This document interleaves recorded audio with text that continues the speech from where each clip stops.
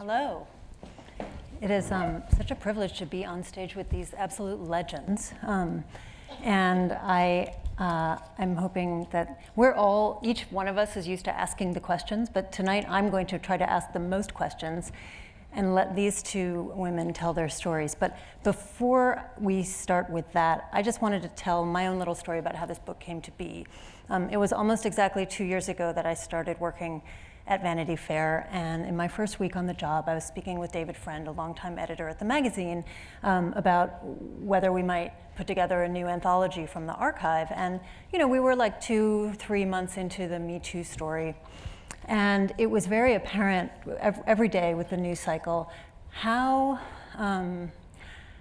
in certain systemic ways, women in Hollywood and in other fields had been silenced or sidelined from framing their own stories. And from the point of view of the Harvey Weinstein story, we were hearing about actors, actresses who had been dissuaded from pursuing a career in the business because of his behavior, and we were hearing about pundits and journalists on television, male journalists who had been accused of harassment and were out there framing a conversation around Hillary Clinton. And so the more I thought about it, the more I thought, here I am. I've been so lucky to inherit this magazine that was revived in the 1980s by Tina Brown, the legendary editor, who herself represented this just absolutely raw and edgy sensibility, and assigned all these fantastic profiles to women and men as well, but there were many memorable pieces by women, and Graydon Carter continued that tradition. And so I had at my fingertips this archive with so many really probing, deep, rounded and textured stories about women by women. And what I like to say after that is that they are not just for women, obviously they are for everyone, because they do tell the story of our culture. And it's not that women write differently from men or that female journalists are different from men. It's that we have a collection of incredibly strong pieces that tell a certain story about our world over the last 35 years, and even before that, because some of the figures in this book date earlier to that. So with that in mind, I wanted to throw the first question to Tina, who came to Vanity Fair and, among other things, made it a great source of interest for the American public to follow the royal family in Britain. And you wrote, and the piece in the book that you wrote is called The Mouse That Roared, and it's about Diana. Yes. And so talk about that and what it was like to cover the most of her moment, the most important celebrity of the time. Well, thank you, Radhika. It's wonderful to have Radhika there at Vanity Fair. I was so happy to see another editor at the helm. And of course, Marie Brenner, who was my very first hire, at Vanity Fair, because we had already met in London. Marie was the only person I really knew in New York, but I also did know she'd be the first person I would try to lure away from New York Magazine, and I was so happy that I did, certainly for the sake of the magazine. Diana was just an amazing story. I started covering Diana when I was editor of Tatler because she rose at the same time that I was there. So, I was 5 or 6, Diana was 19, and so there was a closeness in age between her generation and mine, and all the people who worked at the Tatler kind of knew people who knew Diana. So we were able to kind of own the Diana story at the Tatler. And I would actually say that, it was a bit like, for Tatler, for us, Diana was like the O.J. Simpson story for CNN. It was like, she was the car chase, she absolutely was. She made Tatler.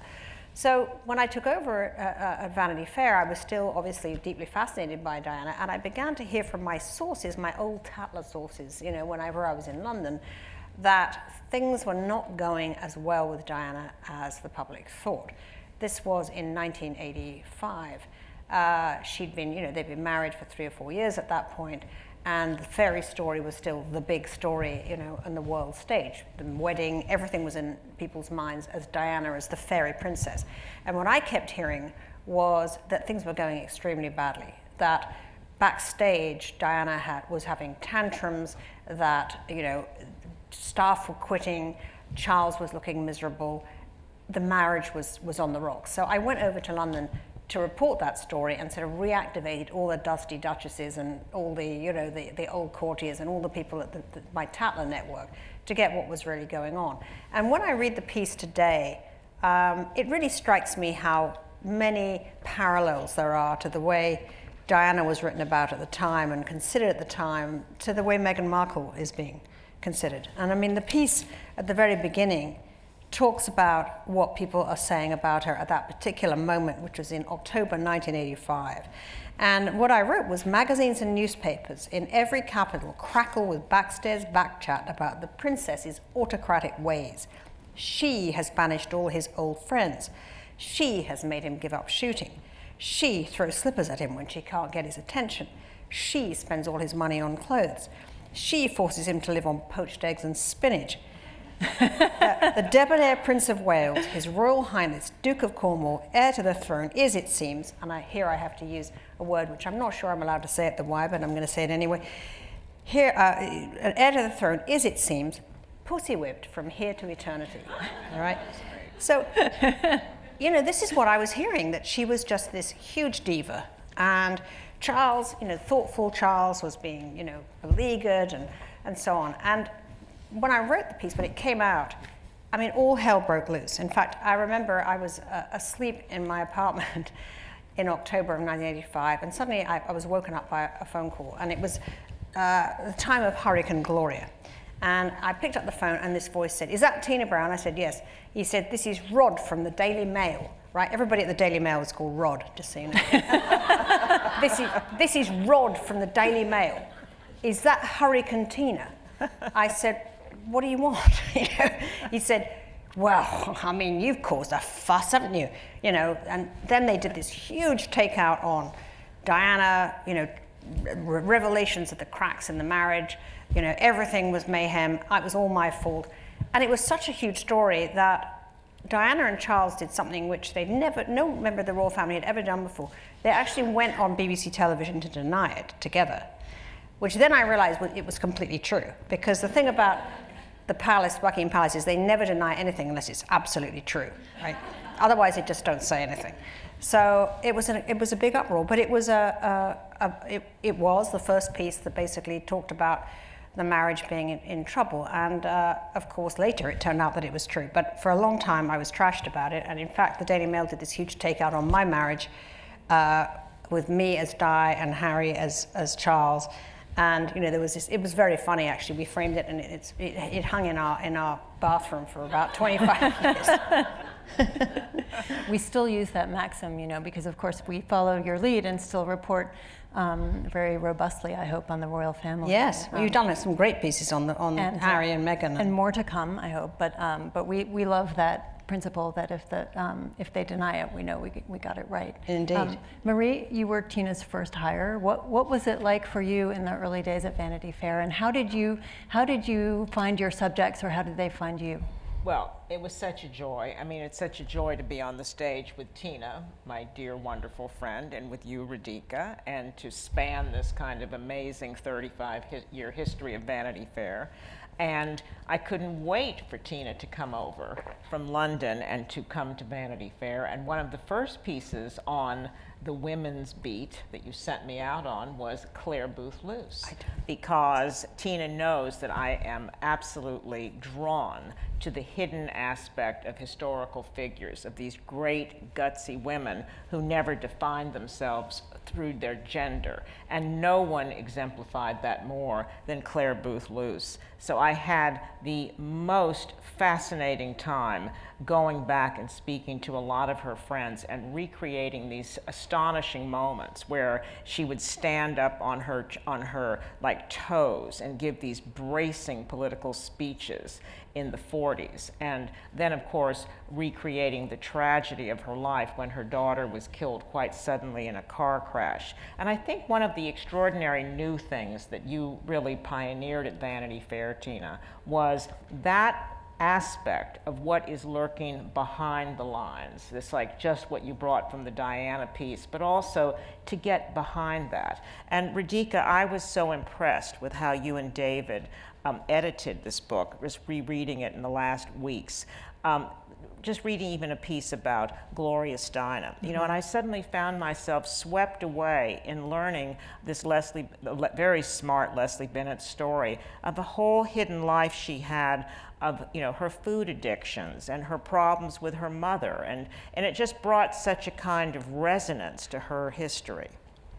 Well, it's something that strikes me as I look at the book and as I confront daily the task of assigning pieces on the people who are vibrant in our culture now is I want to ask you both, do you feel that there's been a shift in the accessibility of subjects like these? I mean, both pieces you're talking about, you obviously, Diana didn't speak to you, and you were writing about Clare Boothe Luce from a historical perspective, but you both obviously interview people who are alive and well. And one thing, I mean, it strikes me that there's a kind of openness and vulnerability to many of the women in this book.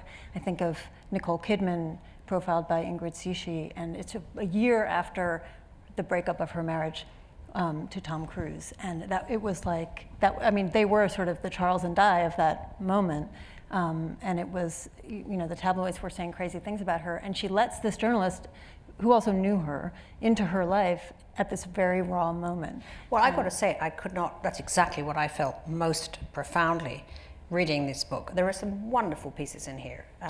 You know, Maureen North's Tina Turner piece. Wonderful. I just love that piece. Yes. It's wonderful. And also really candid too, talking about her abuse from Ike Turner in such a candid way. But the most striking one to me is to reread is Gail Sheehy's piece about Hillary Clinton, 1992, on the trail, you know, for the first term of Bill Clinton. And she happens to be with her. This is what's so incredible. Right with her as the Jennifer Flowers scandal broke.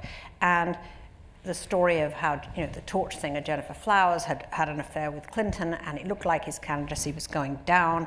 They elected to do this famous 60 Minutes interview together, but she's right there. I mean, and Hillary is turning to Maureen North and saying, if I had Jennifer Flowers in front of me, I would, and I was cross-examining her, I would crucify her.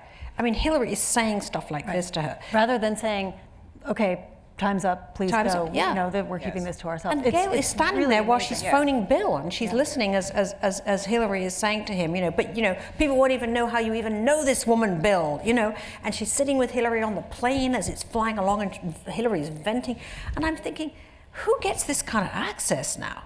You know, it's absolutely stunning. And of course, it's what made the piece so amazing. And in the Maureen North piece on Tina Turner, I mean, not only is she getting this incredible candid stuff from Tina Turner, but she's got sort of pass-through quotes at great length from Keith Richards and Mick Jagger, and I mean, it's like, and you just think to yourself, wow, you know, in those days, people really talked to journalists, you know? This is a phenomenon of the 1990s. I don't think we get that kind of access anymore. I mean, because in this, when these great, heart-rending pieces were written, we were not toxified by social media. They were not worried about what was going to happen in Twitter.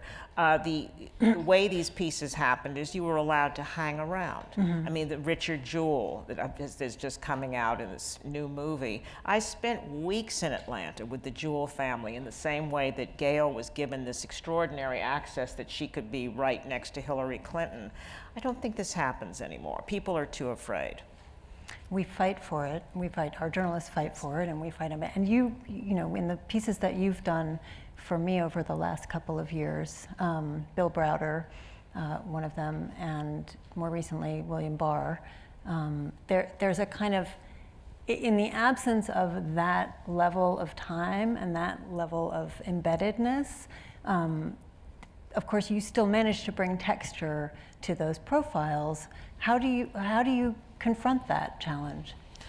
Well, it's hard. I mean, it's really hard because I do think that people now are very worried, and they're all surrounded with publicists. They're all worried about what's some Twitter mob coming after them.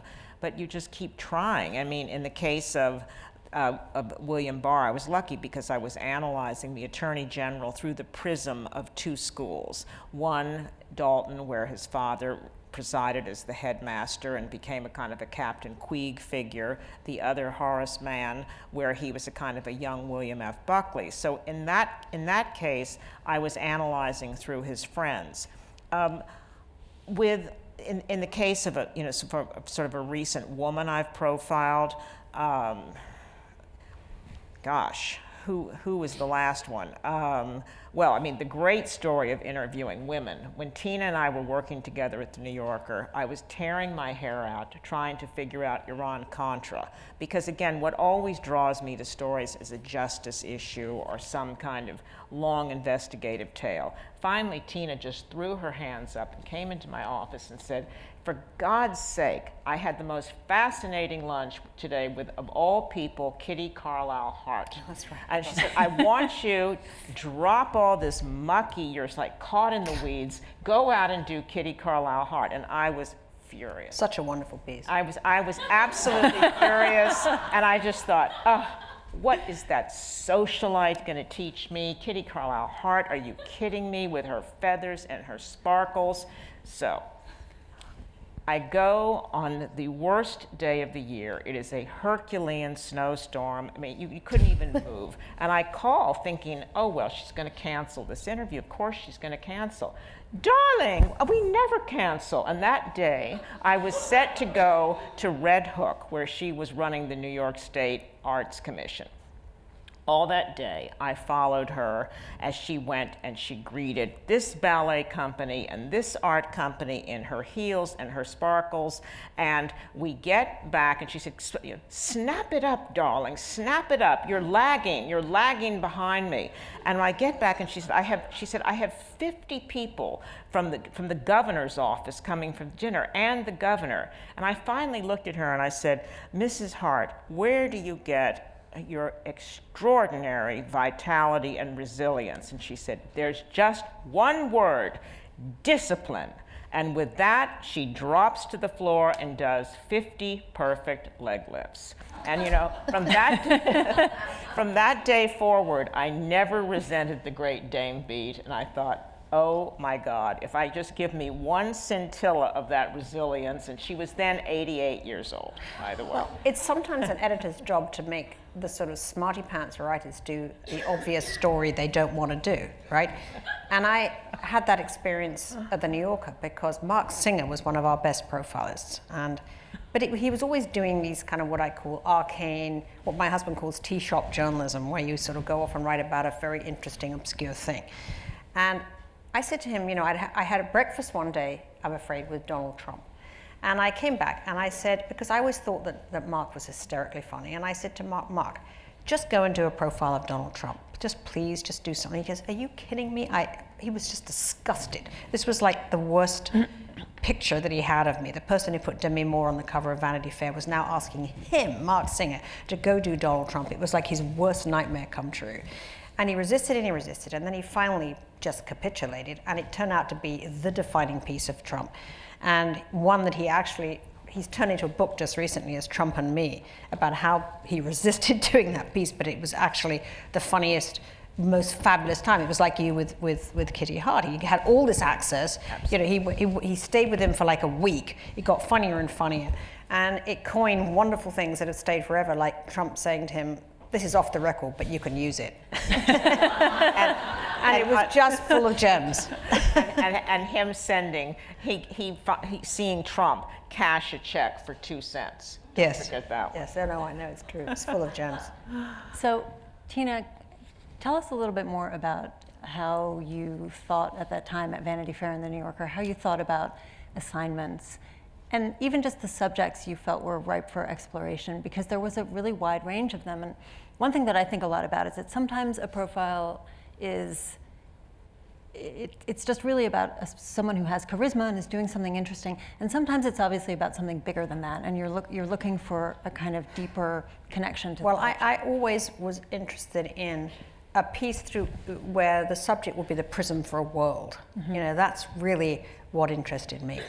And the other things that draw me to a story are chances to be counterintuitive, where everybody's thinking this about a person, and we're going to do the piece that really changes that picture in a way that's profound. We did a lot of that with Gail Sheehy's political profiles, actually. At the New Yorker, we did it too. I mean, I remember, well, actually, it was Vanity Fair, this piece, actually, yes. The piece I really quite proud of was a piece that Joyce Johnson wrote. She's a literary writer who actually wrote a great memoir of being on the road with Kerouac. And I assigned her to write a piece about a horrific murder case that had galvanized New York, which was the murder of Joel Steinberg, this appalling, abusive man, had murdered his child with this publisher, this woman, Hedda Nussbaum. And Hedda Nussbaum was an abused woman herself. And rightly, they were both absolutely excoriated. But nonetheless, I felt that there was a bigger story to Hedda Nussbaum, that yes, it was appalling that this child had died on her watch, but nobody was taking into account, you know, the psyche of an abused woman as she was. And I wanted to find a writer who would really sort of relate to her. And I felt that Joyce Johnson was a woman who could easily have been, you know, a friend of Hedda Nussbaum. Hedda Nussbaum was actually a literary publisher herself, as was Joyce Johnson.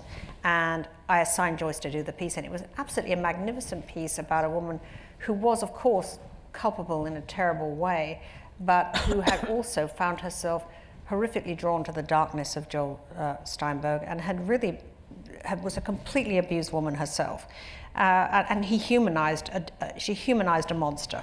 And it was a very, very interesting piece, and that's the kind of story that I'm interested in, where you get behind what everybody else is saying and peel off that mask. Or if you can find a piece that you know, like Marie's wonderful piece on Kitty Hart, which kind of also excavates the world of the society woman and peels off, you know, those masks and analyzes what is that value that drives a woman like Kitty Hart on. You start by laughing, but you end up admiring her, actually. These are the things that interest me, and I think which interest the best writers, like Marie. One of you make me think of one of the discoveries for me in the book, which I'll just read a little bit of it. It's a write-around about Barbara Bush as First Lady. And it's quite long and very, very revelatory about the marriage and about her, what her role was. And there's a section of it that talks about the kind of the way that George H.W. Bush outsourced his certain like issues of compassion. He would sort of outsource to his wife. And this is a sort of common trope in politics. And so just a little section. At the time of Bush's inauguration, columnists raved about how Barbara would be the conscience of the White House. But without Barbara, Americans might have noticed sooner that the self-styled education president had offered nothing meaningful in the way of education with reform. Without Barbara, voters might have noticed from the start how disengaged Bush seemed from domestic concerns. Barbara Bush successfully silenced the logical question that called out for response: isn't the president supposed to be the conscience of the White House? And just that, you know, at that moment, this piece ceases to be about Barbara Bush, and it becomes about how we think about women, how we think about women and the way they exercise power, what burdens we place on them, what we expect of them. It's not like she's the subject of this piece. She's not exactly a hero. But to use that study and to come to that question, to me, is incredibly Was that Leslie Bennett's? Is that Marjorie Williams? It's Marjorie Williams. Marjorie Williams. Yeah, She was such a fantastic terrific profile writer. Yeah. She died so young, but she was an extraordinary She was one of the writer. best there was. Really exacting. Yeah, and it's a question for our time too. And the Hillary Clinton piece from 1992 is prescient. At every turn in that piece, somebody says, "Why isn't she the candidate?" Literally, all of them. All of them. Every single person in the piece is saying she should run. She should run. Yes. It was incredibly powerful to read that today, because you just think, you regret that all of that raw feistiness was kind of edited out of her, and you realize how much of that raw ambition had to be suppressed when you read that piece, and the fact that everybody says, why isn't she running? And she had a clarity then. Her message was so clear. Everybody talks about she's got such authority, such clarity, and yet, you know, that didn't come over in that last election run. So it's also about what happens to women as they're sort of muted and buffeted and edited and squeezed into some gender box, which is what you feel kind of happened along the way. I was struck so last week watching the great women of the State Department, Fiona Hill and Maria Yovanovitch, testifying. And I was thinking all that week, as I'm sure you both were too, how much they are standing on the shoulders of Hillary Clinton and, for that matter, Madeleine Albright's legacy. And that they were, the fact that we were able to see them as such tough, competent professionals with strong voices. We really, they must, I wanted so much to be able to just reach through those screens, that screen, and say, tell me about being in a room with Hillary Clinton in the state. Tell me about what you learned from Madeleine Albright. Absolutely. You know, Hillary said to me on my podcast that it'll be, you know, before the campaign began, how much easier it was going to be for any woman running if they weren't the only woman running like she was. And that is absolutely true. I mean, because there's more women running now, finally, you know, Elizabeth Warren has been, in a sense, able to degender herself, actually. I mean, she is not experiencing all that gender, you know, flack and trash that got sort of hurled on top of Hillary. She was sort of, she's been perceived much more cleanly than Hillary ever was. And the same with Amy Klobuchar. And that was what Hillary did for them. Right. She created that space for them to be that. And, you know, that's going to be her, you know, maddening for her role, but it's what she achieved. But, you know, to your question about how has this changed, as a young reporter, I traveled with 3 different women. Geraldine Ferraro, just as she was getting the first nomination to be the first woman vice president, Bella Abzug, as she was running for Congress, and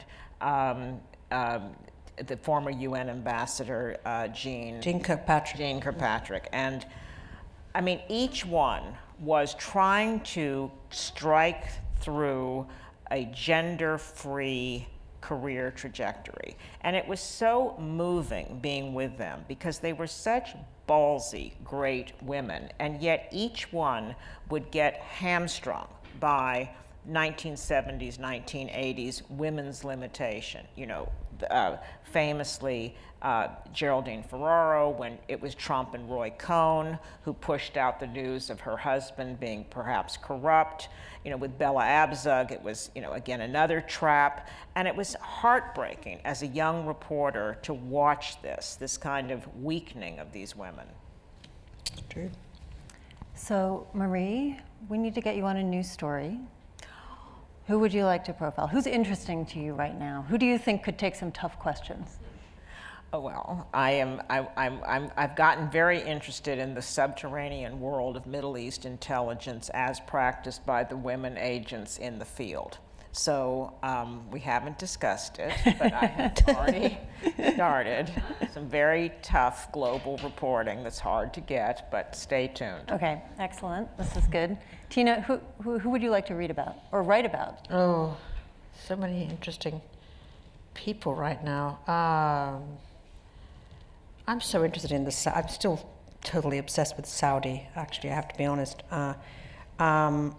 I tell you, there's a fantastic story. I know what I'd like to do now.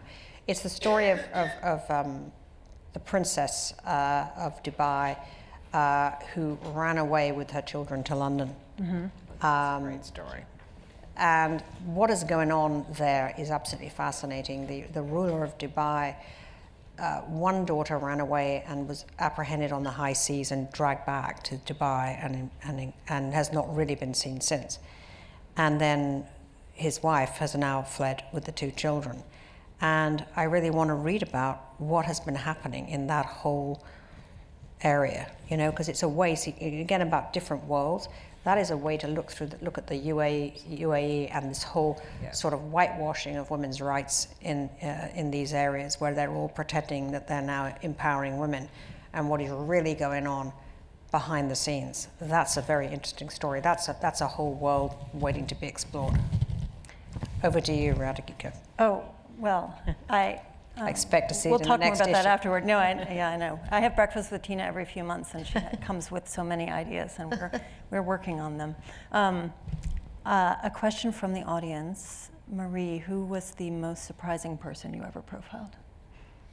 The most, which was it? Surprising. Oh, surprising. Oh, interesting question. Well, the one who moved me the most, and I actually didn't know her, but I wrote about her just after she died, was Marie Colvin, the great war reporter that became the basis for the movie that came out last year that Rosamund Pike starred in, Private War. And a classic, by the way, if you want to read that piece. So- It's a classic piece. So, I mean, this remarkable, brilliant reporter who suffered with such addiction and such alcohol problems and so much PTSD from being a war reporter, going out into the most remote places, bearing witness, as she always said, to the most extraordinary human rights violations. And she would go through a tunnel getting into Syria, and she would be, you know, she had lost an eye, she'd been blown up, and she would get into these kind of these ratty safe houses with, you know, sort of these very sketchy figures,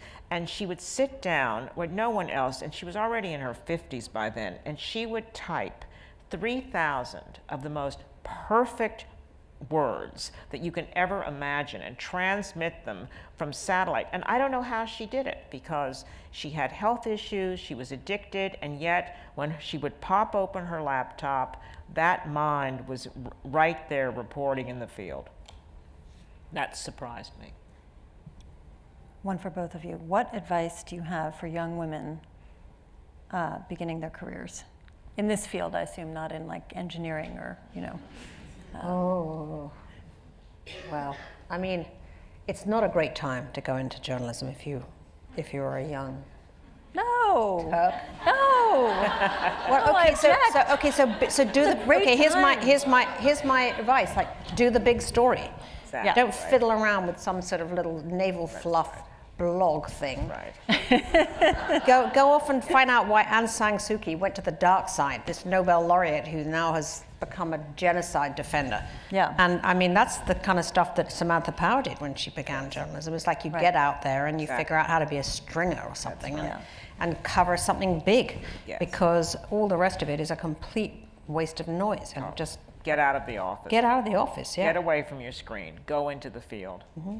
Yes, I think that's very true. And the reason that I do, I mean, I'm not just plugging the thing that I think makes it a special time right now, actually in particular, is, well, two things. One is that there are so many places to write for. I mean, the truth is, like when I was starting even, you still had to put your resume and your clips in an envelope and put a stamp on them and send them off to someone and try to get in the door. And, you know, it was like, and now at least, you know, certain barriers have been broken down and gatekeepers are easier to find, and there are a lot of outlets that you can write for. And As long as you don't expect to be paid. well, so, you know, okay. That's the But snag. so the other thing, so hopefully, yes, I mean, one has to take that into account.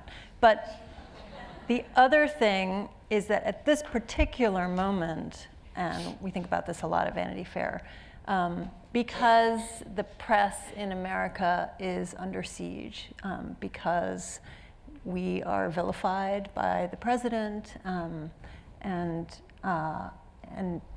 many of his followers, there is a kind of interest in journalism and an energy behind it that I haven't seen in a while.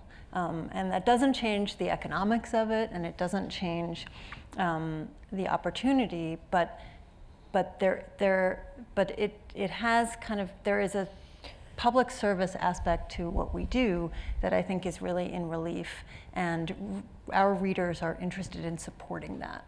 And that's why, you know, places like the New York Times and the Washington Post and the New Yorker and Vanity Fair can thrive in this environment. And granted, that's a small select group.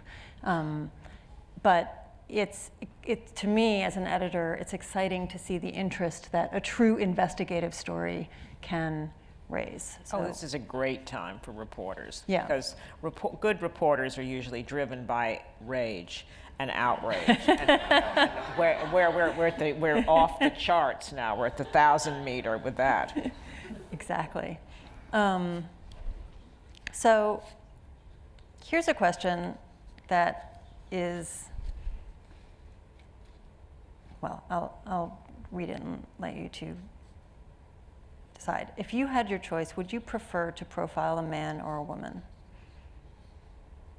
Now, I would say it doesn't break down that easily, and you're profiling a human, right? I mean, it's all about the curiosity of the narrative. I think I could do either as long as I've got that curiosity that's driving me to know what the hell was going on, really. You know, I mean, the story, what you want is not what happened, or what really happened, you know, and that can be a story about Bill Barr, or it can be a story about, you know, Princess Claire Loose. Diana. But I mean, the fact is that it's all about that driving curiosity about what really happened. Yeah. So, I don't know, I'm sort of gender-free Me too. myself. Yeah. And The fact is, for me, one of the disappointing aspects of this current moment is we have gotten into these silos of gender box prison. And Tina and I think come from an era where all we wanted was to be gender free, to not even think about gender. And I don't think we did. I think we were very lucky that were it's lucky. like we sort of like broke through a lot of that and just went right for story. So the idea of male-female differences has always been something that I've found, you know, just sort of unsettling. You know, it's interesting. Joan Didion and Susan Sontag would not even appear in collections that were women on women. They just hated any idea of gender identification because they felt, and I believe quite rightly, that it was just so limiting, that it limited them as writers and thinkers. absolutely. And actually, some of the very good stories in Vanity Fair about women were written by men. I mean, some of Dominic Dunn's profiles on women were, you know, some of the best that Vanity Fair had. So I don't think that women necessarily write better about women always. Yeah. The way I think about it when I'm assigning is there are some subjects who, you know, the way you think it through and you kind of want to send the person who is going to get that person to answer questions. And that's a question of chemistry. Yes. And that can happen very Yes. beautifully Yes. between a man and a woman, or a Yes. woman and a woman. Sure. And sometimes it helps to be very matchy-matchy. Yeah. And sometimes you need a different kind of spark. And so I think about that question not as sort of like, I prefer this kind of thing, but, chemistry but question. who are the two people Yes. involved, and how are they going to, how are they going to relate to each other? And so in some of the pieces, you know, I think the first piece the first profile I commissioned for Vanity Fair, my first cover was Lena Waithe, and Jackie Woodson profiled her, and they were quite, I mean, what they discovered, they didn't know each other, they're quite similar. Two Yeah. queer black women, kind of similar backgrounds, different generations. And what that led to, which I was very pleased by, was a story that was about a community. And that was sort of the goal, but that is not always the goal. And sometimes you want animosity, I think, between your writer and your subject, because it's fun on the page, right? It is fun. I tell you what I hate more than any single living thing is this thing of, you know, the sort of the celebrity choosing, which is this new thing, Yes. this access poison in Yes. which because of a weak economic situation and because of the triumphs of social media, editors are now, just because they have to get this celebrity, they are letting celebrities choose who they talk to, interview themselves, you know, have their mother interview them, whatever. You know, it is so flaccid, and I haven't yet ever seen it work, frankly. Have you? No. No. Resist it. No, we Yes. do resist it, because I the know you truth is, do. I now have been interviewed a few times. I'm sure both of you have. My feeling is, look, of course you make yourself vulnerable when you do it, but what we always say to people we are profiling is, listen, it's our job to ask questions. You can decide whether you're going to answer those questions or not. You can decide how you're going to answer them. But if we're not asking the questions, we're not doing our job, and that's what we're here to do. Yeah, but they feel they can have like a print selfie now, Right. Where well, they basically have their social Yeah. media channels, so they don't really need us. Right, but I think there are enough people, and the magazine we're producing is proof of this, who do understand that when someone asks you questions, you maybe think of something you hadn't thought of, or you think about, you think about your experience in a way that you might not have pushed yourself to do, and I think it can be scary, but I also think that it does result in something that is kind of bigger than that. And so for me, it's a little bit of a self-selecting process. Like if there's someone who's not interested in being interviewed, I'm not interested in us interviewing them, you know? And because you're right, people have their own platforms now, celebrities, politicians, everything. They can say they don't have to take questions because they're just going to post all of their opinions on Twitter. And God help us. And of course, right, and of course, and of course that's sort of true, but at the same time, we're still seeing a lot of media power in the kind of rise and fall of Beto O'Rourke, for example. And you know, people have their moment when the press really matters to them. So I feel optimistic about continuing that fight, partly because it's just the legacy of this magazine, and you started that, and in no way would we ever want to back off that. Well, obviously the greatest genre of all is the suicide vest piece, right? The Beto O'Rourke cover, Yeah. the Prince Andrew interview with Emily Maitlis. I mean, there are some wonderful sort of giant flameouts, which are kind of what every magazine and every journalist, Right. you know, hopes might perhaps occur on their own watch. Right. And then you think of the people who should have given the interview that might have actually been enhanced by having that vulnerability shown. For example, Kamala Harris. Remember Yes. I said to you, that is the story I want to write because she's being inauthentic. We Yeah. need to know who she really is, that this isn't working. And I wonder if one of us had sat with her I and agree. gotten her real story about her extraordinary immigrant mother who'd Yeah. come from Bombay and really pushed her out of that kind of woke thing she was doing, would it in fact have enhanced her campaign? I think You it have would. to I think wonder. you're absolutely right. Her I think reticence, I think, harmed her. but you see, that's part of the gender box again. It's like women get so burned. I mean, they feel so burned when they are real, that they retreat into these, you know, inauthentic Yes. sort of persona. And it is, again, my experience in putting this book together and reading these pieces is that you see the realness, you see the rawness, and you feel like they come out on top. Like it's Yes. even in those moments of vulnerability, there's like a courage to it and a strength to it that I think really comes through. And it's been very inspiring to me to look at these pieces and think, okay, well, we're in a different context now. We have different kinds of competition. We have a different set of players. But how can we continue to try to make these portraits, because I think they really do matter. They do tell a story about the people who shape our culture. I mean, one thing that struck me in looking at this again is that none of these women are technically, I mean, they're kind of trailblazers. They are leaders in their fields, but they're not necessarily the CEO. They're not the president. They're the first lady, you know.